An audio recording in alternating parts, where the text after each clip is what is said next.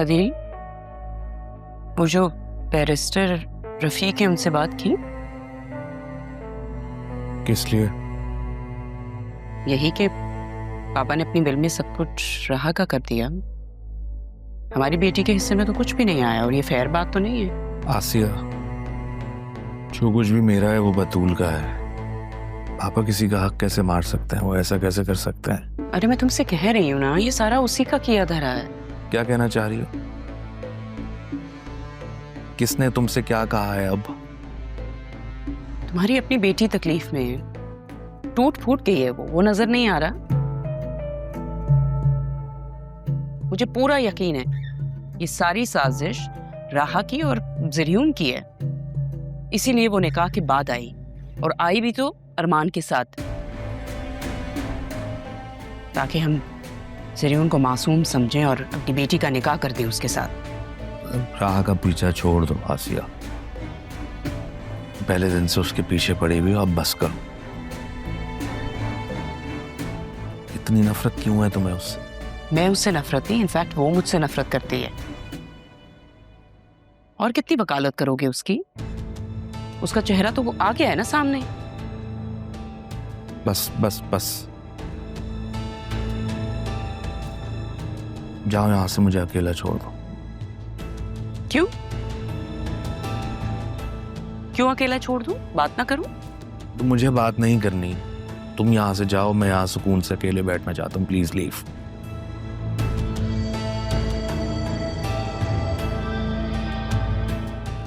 देखती हूँ मेरी बेटी की खुशियों को आग लगा के वो कैसे खुश रहेगी। लगता है अब मुझे ही कुछ करना होगा, किसी का सहारा नहीं लूंगी। ओके।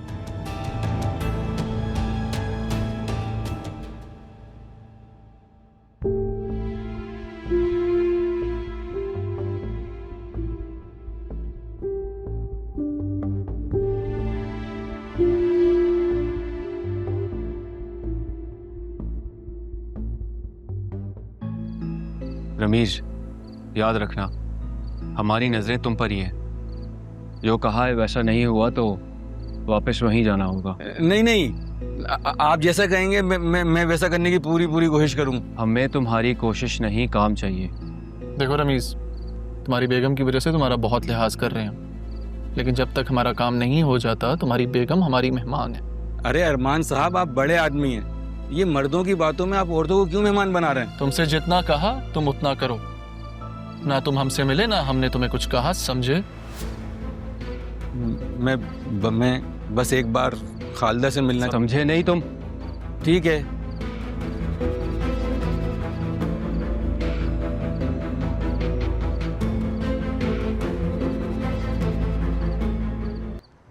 वैसे इंसान की ज़िंदगी में कुछ लम्हे ऐसे होते हैं जो उसकी सारी तकदीर बदल देते हैं। आज शायद वही लम्हा है। शाहजहान, मेरे ख्याल से तुम भूल रहे हो कि तुमने ही मुझे कहा था कि मैं जरियून से निकाह कर लूं।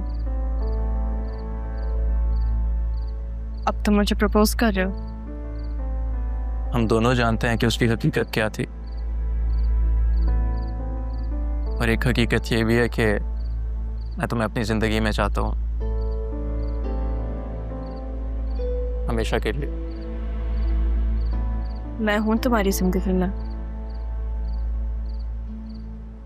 लेकिन एज अ पार्टनर नहीं हो सकती।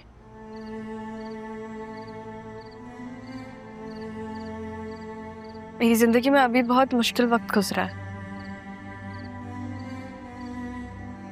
मैंने बहुत कुछ पाया, बहुत कुछ खोया,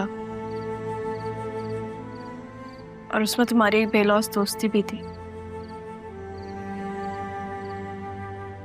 तुमने मेरा तब साथ दिया जब सब जो मेरे अपने थे, मुझसे मोहब्बत करते थे, मेरे खिलाफ खड़े थे। तुम्हारी दोस्ती को नहीं खोना चाहती, इसको किसी रिश्ते में बांधकर मैं ऐसे नहीं खोना चाहती। तो क्या हम हमेशा दोस्त रहेंगे?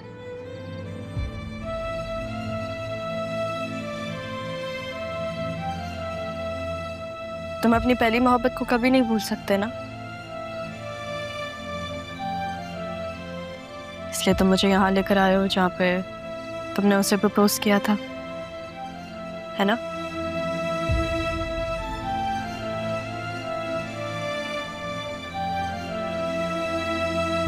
तुम्हें पता है मेरे नाना जान कहते थे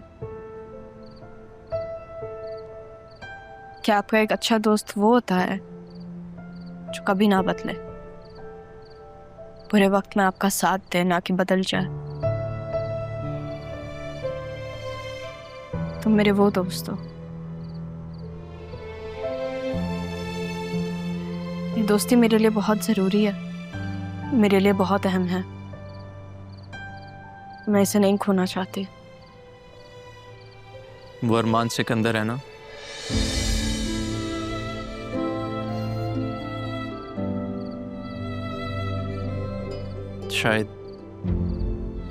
शायद यही वो बात थी जो तुम समझने की कोशिश कर रही थी, नहीं?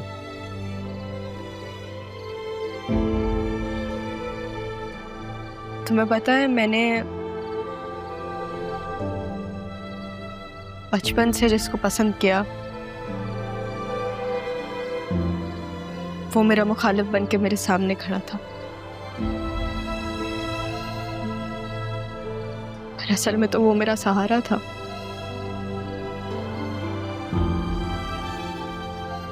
जो भी उसने किया, कुछ चीजें मुझे बहुत बुरी लगी।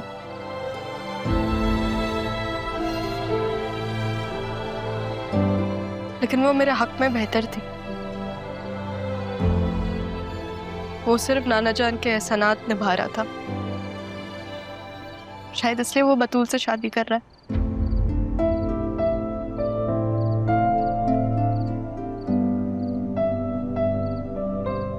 लेकिन मैं उसके अलावा किसी और को नहीं सोच सकती। मेरी हमेशा से कोशिश रही कि मैं तुम्हें कहीं खो ना दूं, कि आज एहसास हुआ कि तुम्हारी तो मोहब्बत ही कोई और है। दोस्ती और मोहब्बत में यही तो फर्क होता है।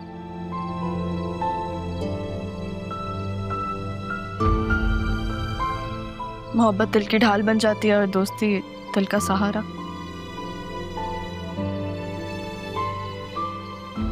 मैं चाहती हूँ कि तुम हमेशा मेरे दोस्त रहो। मैं हमेशा तुम्हारे साथ हूँ।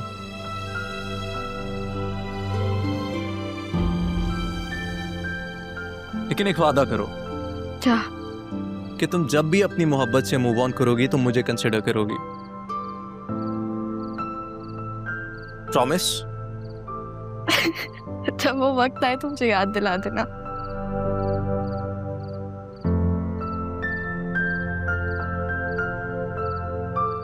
अब कुछ खा लें?